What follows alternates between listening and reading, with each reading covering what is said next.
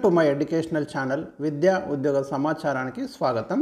Daily GK and current affairs వాళ్ళ 87వ వీడియోలో ఉన్నాం. మనము చాలా ఇంపార్టెంట్ క్వశ్చన్స్ స్టార్ జీకే నుండి మోస్ట్ ఇంపార్టెంట్ క్వశ్చన్స్ ఇస్తున్నా. మీరు రాబోయే కాంపిటేటివ్ ఎగ్జామ్స్ అన్ని రకాల స్టేట్ కావచ్చు, సెంట్రల్ కావచ్చు, అన్నిటికైతే మరి యూజ్ఫుల్ క్వశ్చన్స్ ఉంటాయి. కరెంట్ అఫైర్స్ స్పెషల్ అంటే ప్రతి దాంట్లో మీకు కొన్ని కరెంట్ అఫైర్స్ క్వశ్చన్స్ అయితే కలెక్ట్ చేస్తూ సపరేట్ వీడియోస్. ఇప్పుడు ఇవాళ 87వ వీడియోలో ఈ 10 క్వశ్చన్స్ పూర్తిగా కరెంట్ అఫైర్స్ మీదనే ఉంటాయి. అంటే ఈ వీక్లో ఉన్నటువంటి ముఖ్యమైన కరెంట్ అఫైర్స్, ఈ 3-4 డేస్లో వచ్చినటువంటి మెయిన్ ఇంపార్టెంట్ ఏమైనా ఉంటే అట్లా కవర్ చేస్తూ మొత్తం మీద ఓవరాల్గా కంప్లీట్ సిలబస్ వచ్చేలాగా డిజైన్ చేయడం అయితే జరుగుతుంది. మరి ఛానల్ని సబ్స్క్రైబ్ చేయండి. ఇవాళ ఫస్ట్ క్వశ్చన్ చూద్దాం.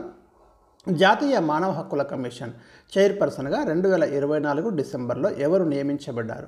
నేషనల్ హ్యూమన్ రైట్స్ కమిషన్ అంటాం దీన్నే మనము. జాతీయ స్థాయిలో మనకు నేషనల్ హ్యూమన్ రైట్స్ కమిషన్ అనేది ఉంది, ఎన్హెచ్ఆర్సీ అంటాము. దీని యొక్క చైర్పర్సన్గా రీసెంట్గా ఎవరు అపాయింట్ అయ్యారు?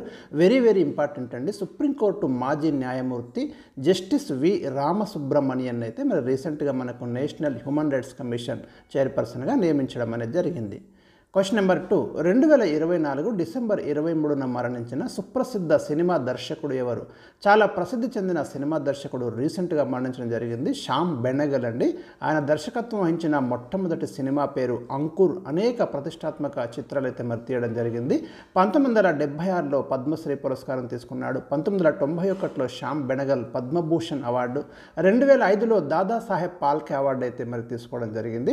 మీకు కాంపిటేటివ్ ఎగ్జామ్స్లో క్వశ్చన్ ఎట్లా ఇస్తున్నాడు అంటే శ్యామ్ బెనగల్ గురించి క్రింది వాటిలో సరైన వాటిని గుర్తించండి, సరైనవి కాని వాటిని గుర్తించండి, ఇలాంటి ప్రశ్నలు రావడానికి అయితే అవకాశం ఉంది. కాబట్టి ఇలాంటి ఇన్ఫర్మేషన్ అయితే ఇవ్వడం అనేది జరిగింది. Question number 3. ప్రపంచ ఆర్థిక స్వేచ్ఛ నివేదిక 2024లో తొలి స్థానంలో నిలిచిన దేశం ఏది? హాంకాంగ్ ఫస్ట్ ప్లేస్లో ఉంది, సింగపూర్ సెకండ్ ప్లేస్లో ఉంది. ప్రపంచ ఆర్థిక స్వేచ్ఛ నివేదిక ఈ రిపోర్ట్లో మన ఇండియా వచ్చేసి 84వ స్థానంలో ఉందండి. Question number 4. 2025లో మొట్టమొదటి అందుల మహిళల క్రికెట్ వరల్డ్ కప్ ఏ దేశంలో జరగబోతుంది? ఇండియాలోనే జరగబోతుంది. 2025లో ఆ మొట్టమొదటి అందుల మహిళల క్రికెట్ వరల్డ్ కప్ అయితే ఇండియా మరి వేదికగా ఉంటుంది. Question number 5. ప్రతి సంవత్సరం గుజరాత్ పర్యాటక శాఖ రన్ ఉత్సవాన్ని ఎక్కడ నిర్వహిస్తున్నది? ఇది అడగడానికి అవకాశం ఉందండి. మనకు గుజరాత్లోని కచ్ ప్రాంతంలోని దోడ్డో గ్రామంలో ఈ రన్ ఉత్సవాన్ని అయితే పెద్ద ఎత్తున నిర్వహించడం అనేది జరుగుతుంది గుజరాత్ యొక్క tourism department. Question number 6. 2024 world chess ఛాంపియన్షిప్గా ఎవరు అవతరించారు? మోస్ట్ ఇంపార్టెంట్ అండి. రీసెంట్గా మన భారతదేశానికి సంబంధించి దొమ్మరాజు గుకేష్ అయితే మరి ఆ ప్రపంచ చెస్ ఛాంపియన్గా అవతరించడం జరిగింది. ఆ చైనాకు చెందిన డింగ్ లిరెన్ను ఓడించడం జరిగింది. అదేవిధంగా మనకి అత్యంత పిన్న వయస్సులో చెస్ వరల్డ్ ఛాంపియన్షిప్ కైవసం చేసుకున్నటువంటి వ్యక్తిగా రికార్డు సృష్టించడం జరిగింది దొమ్మరాజు గుకేష్. తమిళనాడుకు చెందినటువంటి వ్యక్తి, ఆ చెస్ క్రీడాకారుడు.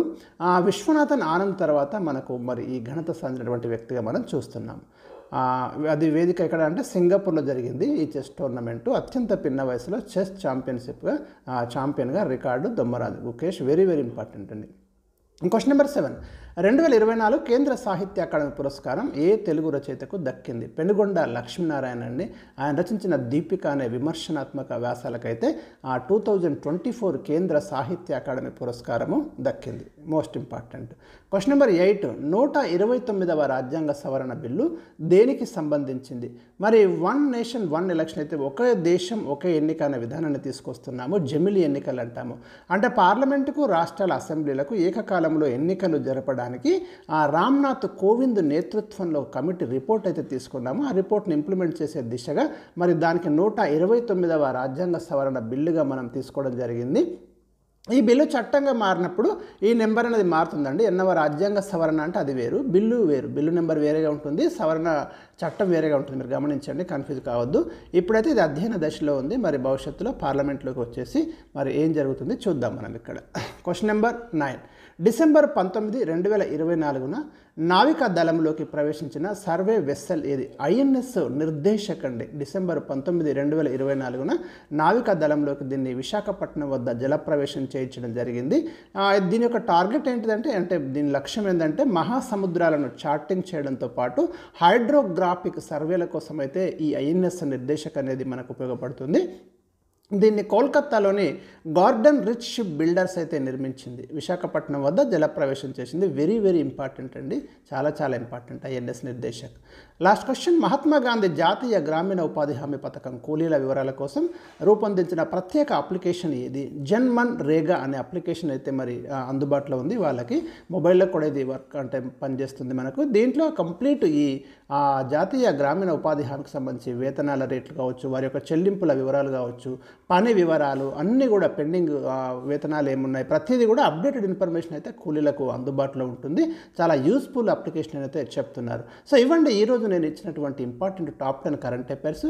మరి రేపటి వీడియోలో మరికొన్ని ఇంపార్టెంట్ క్వశ్చన్స్తో మేము ముందుకు రావడం అనేది జరుగుతుంది. వీడియోని లైక్ చేయండి. Thank you for watching.